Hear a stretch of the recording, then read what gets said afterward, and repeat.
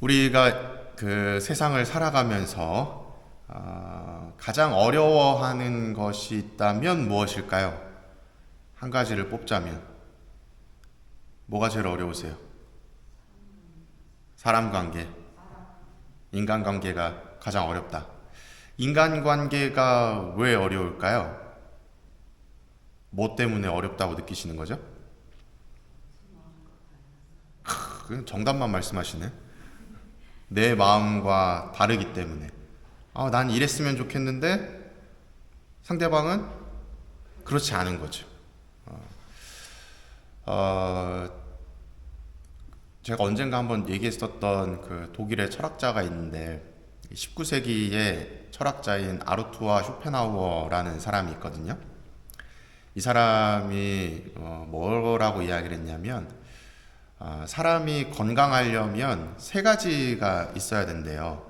첫 번째는 몸의 건강이고, 두 번째는 마음의 평화이고, 세 번째는 정신의 건강함이라고 이야기를 합니다.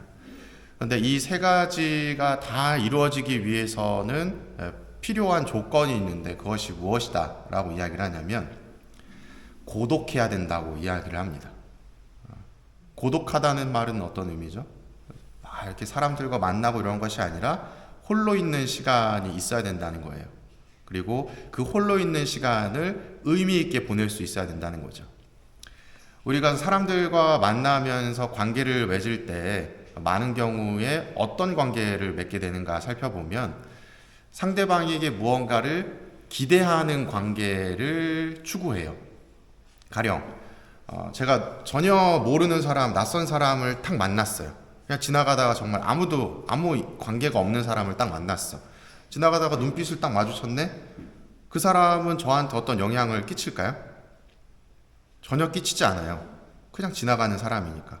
근데 지나가는 사람인데 너무 이뻐. 내 스타일이야. 그럼 마음이 어떨까요? 저 사람이 나를 좋아해 줬으면 좋겠다. 라는 기대가 이제 생기기 시작을 하죠. 거기에서부터 저는 이제 힘들어지는 거예요. 저 사람이 나를 좋아하지 않으면 나는 너무 속상한 거죠.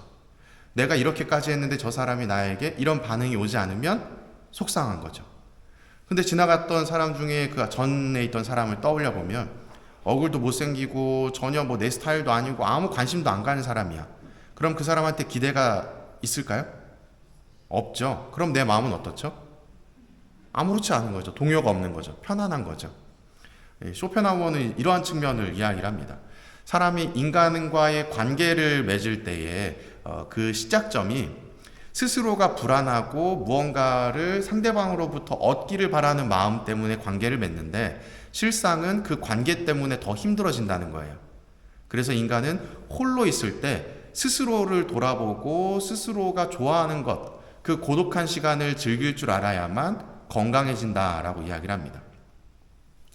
그래서 인간관계가 불필요하다라고 이야기하는 측면을 이제 이야기를 하는데 이 이야기를 왜 말씀을 드리냐면 그 쇼펜하우어가 이야기했었던 논리를 맹목적으로 추종하기는 어렵겠지만 일정 부분은 우리가 동의할 수 있는 부분이 있기 때문이죠. 사람 관계에 힘들어하는 우리의 모습을 살펴보면 결국은 인간관계 때문에 힘들다라는 것은 내가 누군가에게 무언가를 기대하고 있기 때문이에요. 저 사람이 이렇게 해줬으면 라는 마음이 무엇이라도 깔려있기 때문에 그 관계 안에서 힘들어하는 겁니다.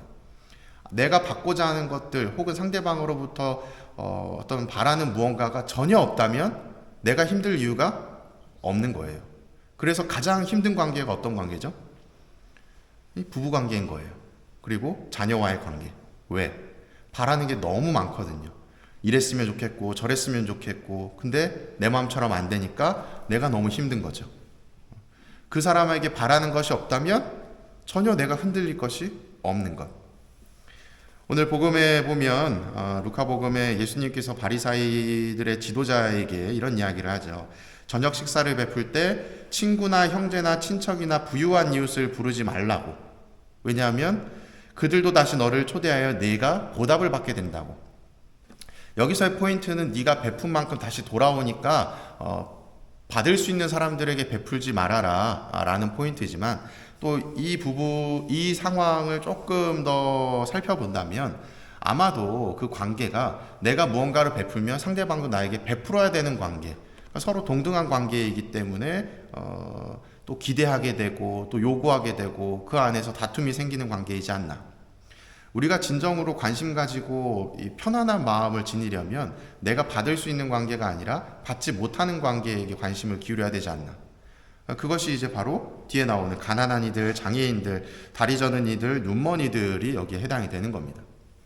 저도 지금 생각을 해보면 그런 경우들이 있어요.